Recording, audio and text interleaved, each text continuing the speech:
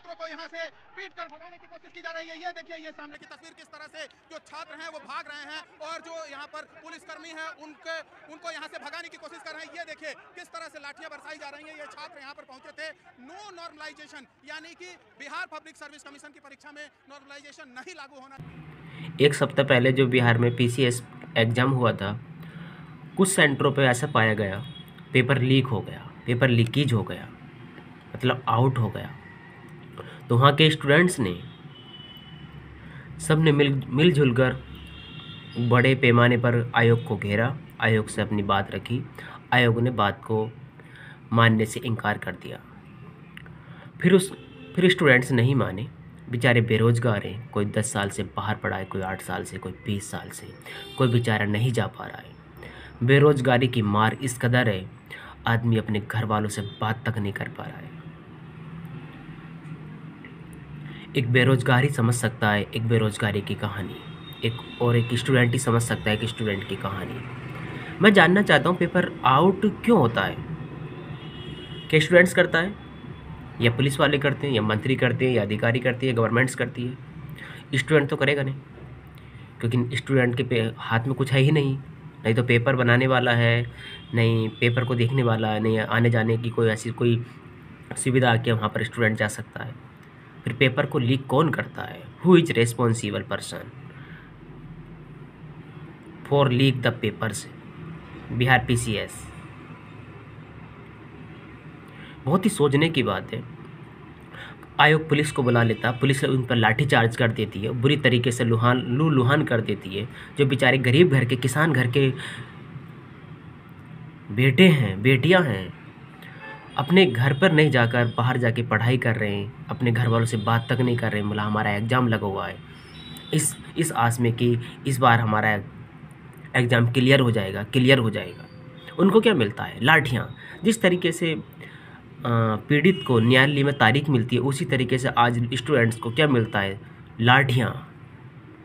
कई स्टूडेंट्स की मौत हो गई आंदोलन करते करते, हार्ट अटैक आ गया है। क्या मिला उनको? कुछ मिला? अगर किसी की देख रेख में, अगर यहाँ पर बिहार में 2 मर्डर हो जाते हैं तो इसका जिम्मेदार कौन है? 2 हत्या हो जाती है, इसका जिम्मेदार कौन है? बिहार पीसीएस आयोग, गवर्नमेंट, अधिकारी, या खुद स्टूडेंट्स? इन पर बिहार पीसीएस के आयोग पर जो भ्रष्ट है साला, ऐसे को भ्रष्ट बोलना चाहिए और कभी भी इनको इज्जत नहीं देनी चाहिए जो ये स्टूडेंट्स की मांग को पूरा नहीं कर पाए। बेचारे क्या मांग रहे हैं आपसे? डेट ही तो मांग रहे हैं, कोई आपकी धन दौलत तो मांग नहीं रहे। क्या आपत्ति है देने में? किसी की जान से ज़्यादा है क्या डेट? समझ में नहीं आ रहा। और पुलिस लाठियाँ बजा रही है, बेचारे हाथ जोड़ रहे हैं। बोले सर हमें आपसे कुछ नहीं चाहिए, जो पेपर हुआ उसको रद्द कर दीजिए क्योंकि पेपर लीक हो चुका है। किसी मंत्री का, किसी अंतरी का या अधिकारियों का बेटा है, बेटियाँ वही होंगी, पास हो जाएंगी वो। अगर दोबारा करवा दिया जाता है तो फिर उसकी संभावना कम हो जाएगी। सिर्फ 2, 4, 10, 5, 10 जनों के लिए सिर्फ पेपर लीक होता है, और कराने वाले यही खुद एजेंसियाँ होती हैं। क्योंकि स्टूडेंट्स पढ़ें और हमसे गवर्नमेंट सर्विस की मांग न करें, मेन मुद्दों से भटका दिया जाए। स्टूडेंट 60% से ज़्यादा, मतलब 70% प्लस गवर्नमेंट रिपोर्ट में दे रखा है, डिप्रेशन में है। और डिप्रेशन का मारा हुआ आदमी कभी भी, मैं क्या बताऊं, कभी भी सुख नहीं पा सकता। जब आप हमारे यूथ को आप डिप्रेशन में डालेंगे तो कहाँ से हमारा देश विश्व गुरु बन जाएगा? सबसे ज़्यादा ऊर्जा, एनर्जी हमारे यूथ में होती है, और यूथ की पहचान होती है पावरफुल डेवलपमेंट। अब वही नहीं हमारे पास में नहीं है, आप डैमेज कर देंगे हमारी युवाओं की शक्ति को, सोच को, तो हम एक विकसित भारत कैसे बना पाएंगे? और पुलिस, आप इन पर लाठियाँ बाज रहे हैं। आपको तो लाठियाँ उन पर बजानी चाहिए, कमीशन आयोग को बजानी चाहिए, जो एजेंसी पे बजानी चाहिए जो पेपर लीक करवाती है। चोरों को पकड़ना चाहिए। अधिकार, आपने कभी भ्रष्ट मंत्रियों के खिलाफ कभी लाठियाँ चलाई? कभी उनसे लड़े आप?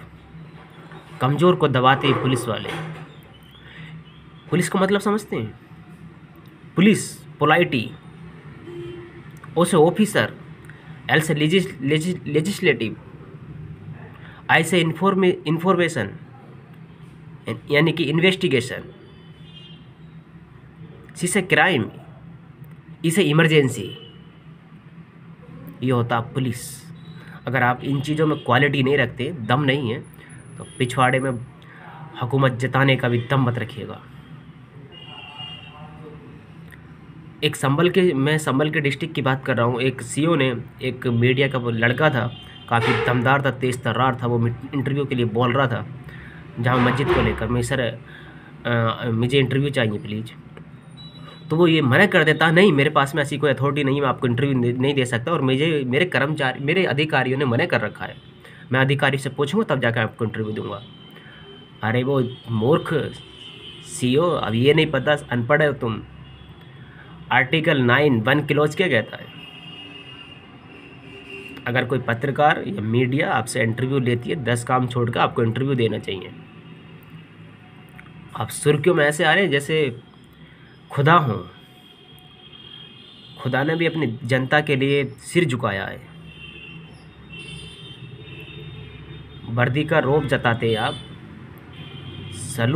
सलूट करते हैं, आपको मान्य लगाते हैं, माननीय सर, माननीय सांसद, माननीय मंत्री जी, माननीय प्रधानमंत्री जी, माननीय गृह मंत्री जी, पूछते हैं यार, आपको इज्जत करते हैं लोग आपकी। शर्म करो, अगर तुम्हारे दम है ना, शर्म को करो। ये सब दिन एक से नहीं रहते हैं, ये लोग वर्दी का ख्याल रखते हैं। जितनी भी अगड़ ना आई दंगल में, एक आदमी 10 पे भारी पड़ेगा, बता दे रहा हूँ। इतना तो जुल्म हमारे जब ब्रिटिश लोग आए थे हमारे देश के अंदर, उन्होंने भी नहीं किया था जितना कि हमारी गवर्नमेंट मिलकर करती है, जितना हमारे अधिकारी मिलकर करते हैं, जितना हमारी मीडिया मिलकर करती है। बहुत सारे ऑफिसर बहुत अच्छे भी हैं बेचारे, तहजीब की बात करते हैं। अच्छा रेगुलेशन वो होता है, अच्छा रूल्स वो होता है, अच्छा अधिकारी वो होता है जो जनता की खुशी में अपनी खुशी ढूंढे, ना कि अपनी खुशी में उन जनता की खुशी ढूंढे।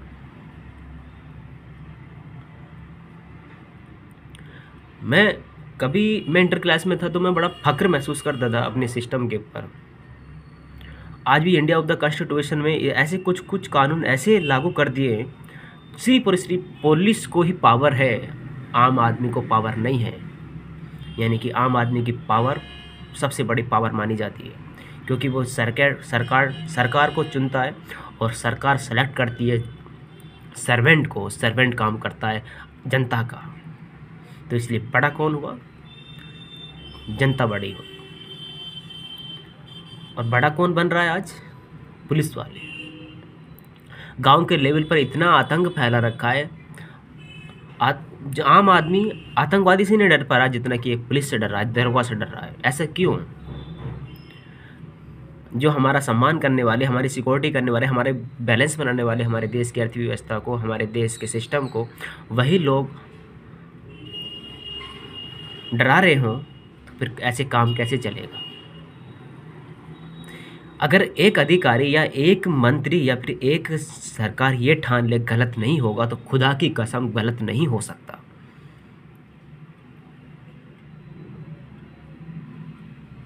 उस पायदान पर खड़े हैं आप जहां को लाखों करोड़ों लोग पहुंचने की उम्मीद रखते हैं। बहुत से लोग नहीं आ पाते। यार वर्दी का लिहाज कीजिए, आपको पद दिया यार, वो करोड़ों लोगों में आपको एक पद मिला है, वो भी सम्मानजनक पद मिला है, इसकी इज्जत कीजिए। मैं लास्ट में यही कहना चाहूँगा, जो पेपर लीक हुआ है उसको बड़ी से बड़ी सज़ा मिलनी चाहिए, जिसने भी किया, एजेंसी ने, बिहार PCS ने। और मैं बिहार PCS की गवर्नमेंट से और भारत सरकार की गवर्नमेंट से एक गुहार और लगाना चाहूँगा। जो लड़के आंदोलन करते करते शहीद हो गए हैं, इसका जिम्मेदार बिहार PCS है और पुलिस कमीशन है। इन पर भी एक हत्या का आरोप, एक मर्डर का मुकदमा चलना चाहिए। इनको भी सबक मिले, आने वाली पीढ़ियाँ सबक सीखें, बोला हाँ गलत करने का ये नतीजा होता है। आज तक मैं देखता हुआ आ रहा हूँ, गलत करने का नतीजा सिर्फ और सिर्फ गरीबों को मिला है, अमीरों को नहीं, अधिकारियों को नहीं। जांच करने वाले ये, पेपर लीक करवाने वाले ये, वकील खुद ये, कोर्ट ये, सरकार ये, अधिकारी ये। न्याय कहाँ से मिलेगा? एक आदमी मुझे बता दे, क्या ये न्याय दे पाते? एक आजमगढ़ का एक पत्रकार, जिसको मैं देख के बहुत अच्छे से प्रभावित होता हूँ, और मैं ही नहीं, लाखों करोड़ों लोग उस पर जी जान न्यौछावर करते हैं। वो कहते हैं भारत की न्याय व्यवस्था कैंसर है। आजमगढ़ कचहरी में जाकर और हाई कोर्ट में जाकर पर्दा दिखाते, नोटिस देखो। ऐसे इस आदमी को मैं सैल्यूट करता हूँ।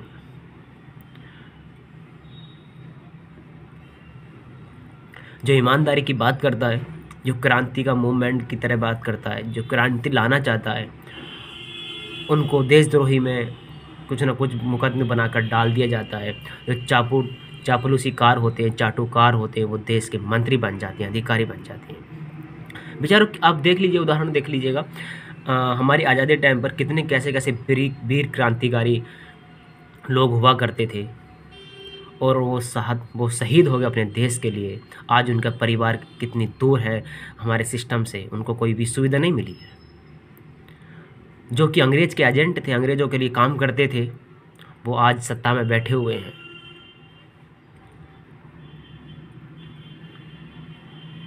ये हमारे देश के लिए बहुत ही बड़ी शर्म की बात है। ये तभी ठीक हो पाएगा तब आप इंडिया ऑफ द कॉन्स्टिट्यूशन के अकॉर्डिंग चलेंगे और मन से ठान लेंगे हमें गलत करना ही नहीं है। अगर हम गलत करेंगे तो हमारे साथ भी गलत होगा। जय भारत, जय संविधान।